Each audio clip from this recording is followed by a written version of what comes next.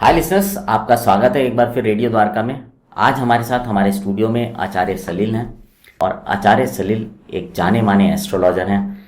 इन्होंने 2014 में ये भविष्यवाणी की थी कि नरेंद्र मोदी जी प्रधानमंत्री बनेंगे।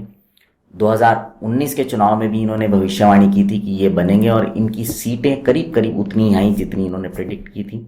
और आपको एक चीज़ और बताना चाहूँगा, दिल्ली के इस बार के चुनाव से पहले जब ये हमारे स्टूडियो में आए थे उस दौरान भी, और इन्होंने अपने एक अलग कार्यक्रम के दौरान ये बोला था कि दिल्ली की चीफ मिनिस्टर दोबारा से केजरीवाल ही बनेंगे। सो आचार्य जी, आपका स्वागत है रेडियो द्वारका में। नमस्कार आचार्य जी, मैं आपसे सीधा सा प्रश्न पूछना चाहता हूँ कि अगर मैं बात करूँ अरविंद केजरीवाल जी की, वो अब दिल्ली के चीफ मिनिस्टर हैं। ये उनका दूसरा, मतलब वैसे तो तीसरी बार बने हैं, बट पूरा कार्यकाल जो है 5 वर्ष का, वो दूसरा रहेगा। आपसे ये जानना चाहता हूं, क्योंकि उनको भी चाहने वाले लोग बहुत हैं, कि क्या मतलब केजरीवाल जी कब तक दिल्ली के चीफ मिनिस्टर रहने वाले हैं? देखिए, अरविंद केजरीवाल जी का जो जन्म है वो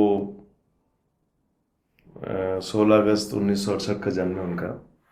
और उनकी एक्चुअल कुंडली मेरे पास है, काफ़ी रिसर्च किया है मैंने इसमें। और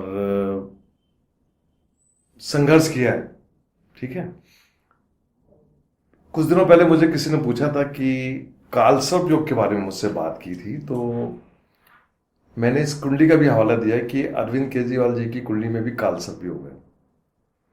जो कालसर्प योग का आदमी होता है वो जीवन में संघर्ष करके सत्ता के शिखर में पहुंचता है, ठीक है। और अब ये सोशल मीडिया बहुत काफ़ी एक्टिव है, तो आप जो भी काम कर रहे हैं वो आपको दिखाना भी पड़ेगा पब्लिक को कि हम क्या काम कर रहे हैं। इन्होंने काम किया और कुंडली में राजयोग भंग नहीं हो रहा था, इसलिए मैंने डंके की चोट में बोला कि अरविंद केजरीवाल दोबारा चीफ मिनिस्टर बन रहे हैं। थोड़ी सी गणना में मेरी गलती हुई, जो मैं एक्सेप्ट करता हूँ। वहां पे मैंने कहा था कि कांग्रेस यहाँ पे खाता खोलेगी, वो खोल नहीं पाई। बीजेपी के लिए मैंने बोला था कि बीजेपी 10 के अंदर रहेगी, मतलब सिंगल डिजिट में बीजेपी रहेगी, तो सिंगल डिजिट में रही। और वो एक थोड़ा सा ब्लंडर मिस्टेक है, बाद में मैंने उसको करेक्ट किया।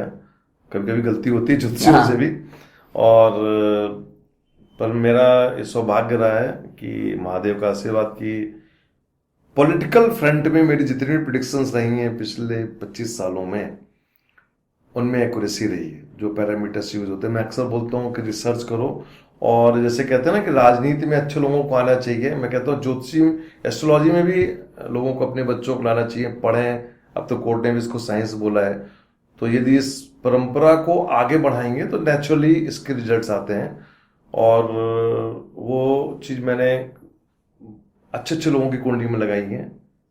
मैं आपको बताना चाहता हूं कि वर्ल्ड के 22 प्राइम मिनिस्टर एस्ट्रोलॉजी में मुझसे एडवाइस लेते हैं। और इसका मतलब ये हुआ कि भारत की जो हमारी जो वैदिक एस्ट्रोलॉजी है उसका कहीं ना कहीं अपना एक तथ्य है, कहीं ना कहीं स्थान है उसका।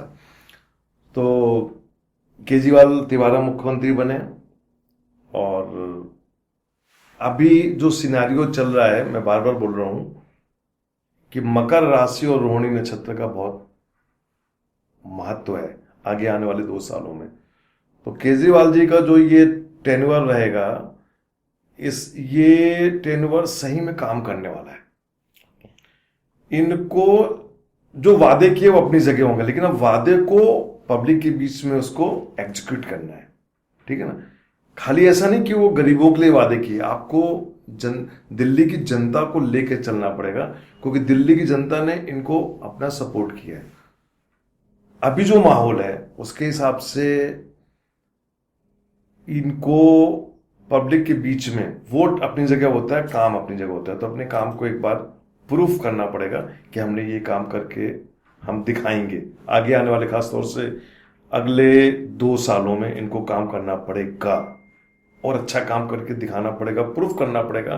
मैं पहले बता चुका हूं कि ये कुंडली एक ऐसी कुंडली है जिसकी तुलना मैं जवाहरलाल नेहरू की कुंडली से करता हूं। इसका मतलब मैं ये नहीं कह रहा हूं कि ये प्रधानमंत्री बनने जा रहे हैं, मैं ये कहने जा रहा हूं कि वैसी ही कुंडली है इनकी। तो ये स्टेप बाय स्टेप यदि आगे बढ़ते हैं तो नेचुरली ये आगे तरक्की करेंगे, इसमें कोई दो नहीं। मैं आपको ही बताना चाहूंगा कि ये जो इनका 5 साल का टेन्योर है, ये टेन्योर बहुत उथल पुथल वाला है। पिछले टेन्योर में इनका वाद विवाद होता था प्रधानमंत्री से। आपने देखा होगा परिवर्तन आया, आजकल वो सेंट्रल गवर्नमेंट के खिलाफ नहीं बोलते, वो प्रधानमंत्री से मिलते हैं, होम मिनिस्टर से मिलते हैं, दिल्ली में की जो समस्याएं हैं उनको डिस्कस करना चाहिए, जो एक चीफ मिनिस्टर का काम है। क्योंकि दिल्ली जो है ना पूर्ण राज्य नहीं है, ये यहाँ पे चीफ मिनिस्टर को उतने पावर्स नहीं है जितने और स्टेट के चीफ मिनिस्टर्स को पावर है। तो यदि इनको यहाँ की जनता के लिए काम करना है तो नेचुरली इनको भारत सरकार से अपने रिलेशन नॉर्मल रखने पड़ेंगे, और रखना चाहिए भी, क्योंकि अगले 2 साल बहुत इंपॉर्टेंट है।